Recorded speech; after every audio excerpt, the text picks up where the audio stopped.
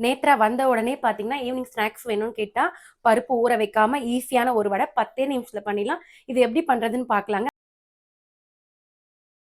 அதுக்கு முன்னாடி பார்த்தீங்கன்னா, இன்று திருமண நாள் கொண்டாடும் கமலக்கண்ணன், ஜெயஜோதி தம்பதியருக்கு இனிய திருமண நாள் வாழ்த்துக்கள்.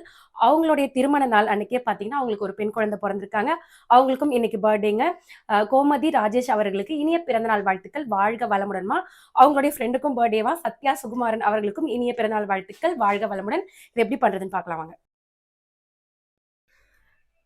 வீட்டுக்கு சொல்லாம யாருன்னா கெஸ்ட் வந்துட்டா டக்குன்னு செஞ்சிடலாங்க. இந்த வடையை வந்து டீ போடுற கேப்லேயே செஞ்சு முடிச்சிடலாம். இது பண்ணுறதுக்கு ஒரு கப் அவள் எடுத்திருக்கேன். அவளை வாஷ் பண்ணிட்டு அப்படியே தண்ணியெல்லாம் வடிகட்டி ஒரு 5 நிமிஷம் அப்படியே விட்டிங்கன்னா நல்லா ஊறிடும். அதுக்கப்புறம் நீங்கள் கையால் இந்த மாதிரி மசிச்சு எடுத்துக்கோங்க. 2 ஸ்பூன் அரிசி மாவு, 2 ஸ்பூன் கடலை மாவு சேர்த்துருக்கேன்.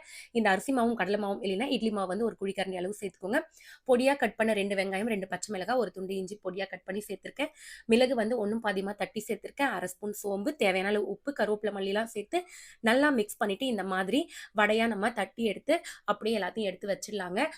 எண்ணெய் வந்து நல்லா சூடானதும் சிம்ல வச்சுட்டு எல்லாத்தையும் போட்டு பொறுமையா நீங்க ஒவ்வொரு பக்கமும் பொரிச்சு எடுங்க. லோ ஃப்ளேம்லயே வடை சூப்பரா இருக்கும். தேங்காய் சட்னியோட வச்சு சர்வ் பண்ணுங்க. கண்டிப்பா ட்ரை என்ஜாய் பண்ணுங்க. பண்ணுங்க. வாங்க சாப்பிடலாம். தேங்க்யூ.